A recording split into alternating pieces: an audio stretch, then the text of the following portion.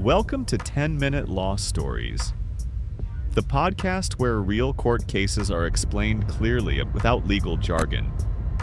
Every episode, we take one landmark legal story and break it down in a way anyone can understand. No law degree required, just real people, real rights, and real moments that shape the law. I'm your host, and today's story is about a man whose name you've heard countless times, even if you didn't realize it. This is the story behind the words, "You have the right to remain silent." Imagine sitting alone in a small room. No windows. Fluorescent lights buzzing above you. Two officers across the table. They ask questions. You answer. They press harder. You feel nervous. You feel confused. You feel like you need to cooperate. Hours pass. No lawyer. No explanation of your rights. Eventually you say something. You sign something. And that statement becomes the reason you go to prison. That's exactly what happened in 1963 to a man named Ernesto Miranda. Today, when someone is arrested in the United States, police are required to say, "You have the right to remain silent." But those words didn't always exist. They came from this case. And the reason they exist is because one man challenged the system. This is the story of Miranda versus Arizona. In March 1963, Ernesto Miranda was arrested in Phoenix, Arizona. He was 23 years old. He had a criminal record. He was accused of kidnapping and rape. Police brought him into custody. They placed him in an interrogation room. For about 2 hours, officers questioned him. They did not inform him that he had the right to remain silent. They did not inform him that he had the right to consult a lawyer. Eventually, Miranda signed a written confession. It included a typed statement saying the confession was voluntary. But here's the critical detail. He had never been told he could refuse to speak. That confession became the central piece of evidence against him. At trial, it was introduced. The jury convicted him. He was sentenced to prison. On the surface, it looked like a standard criminal case. But his court-appointed lawyer saw something deeper. Was the confession truly voluntary?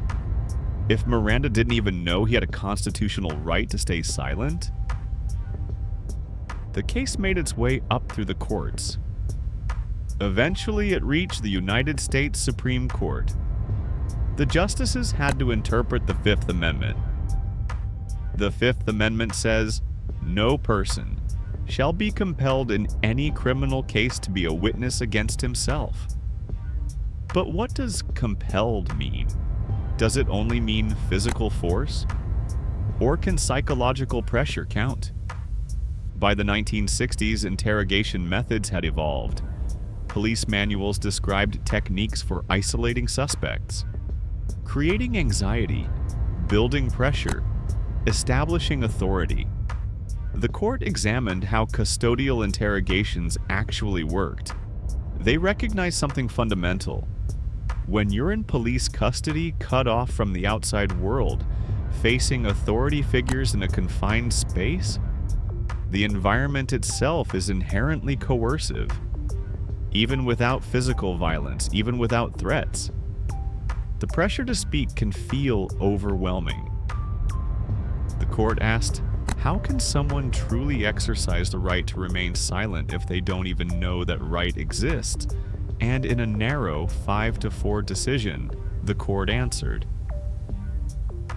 Chief Justice Earl Warren delivered the majority opinion. The court ruled that, before questioning a suspect in custody, police must clearly inform them of their rights. Those rights include the right to remain silent, the warning that anything they say can be used against them in court, the right to consult with an attorney, and if they cannot afford one, an attorney will be provided. If these warnings are not given, statements obtained during custodial interrogation cannot be used as evidence. This was revolutionary. The court wasn't saying police couldn't question suspects. They weren't saying confessions were invalid. They were saying the Constitution requires informed choice. You must know your rights before you can waive them. And that requirement became what we now call the Miranda warning. The decision was controversial. 4 justices dissented. They argued that the ruling would harm law enforcement. They worried it would allow guilty people to escape conviction. Critics said it would tie the hands of police officers. Supporters argued the opposite. They said the Constitution exists precisely to limit government power. Miranda didn't stop investigations. It simply required transparency. Police could still question suspects. They just had to inform them first. Over time, the Miranda warning became embedded in American culture. It appeared in television shows, movies, crime dramas. It became almost ritualistic. But behind those familiar words was a serious constitutional principle. Power must be balanced by rights. Interestingly, Ernesto Miranda himself did not walk free forever. After the Supreme Court overturned his conviction, Arizona retried him. This time, prosecutors did not use his confession. They relied on other evidence and witness testimony. He was convicted again. The irony is striking. Miranda the person did not ultimately escape punishment, but Miranda the case changed American law forever. Millions of Americans have since heard their rights read to them, not because of a TV script, but because of a Supreme Court decision.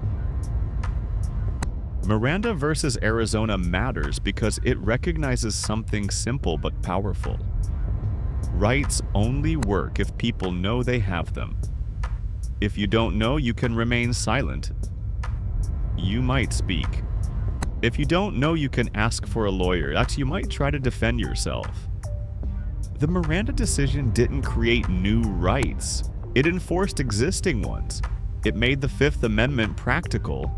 It made constitutional protections real in interrogation rooms across the country. And that's the deeper lesson of this case. The Constitution doesn't enforce itself. People have to invoke it, courts have to interpret it, and sometimes one person's challenge reshapes the system for everyone.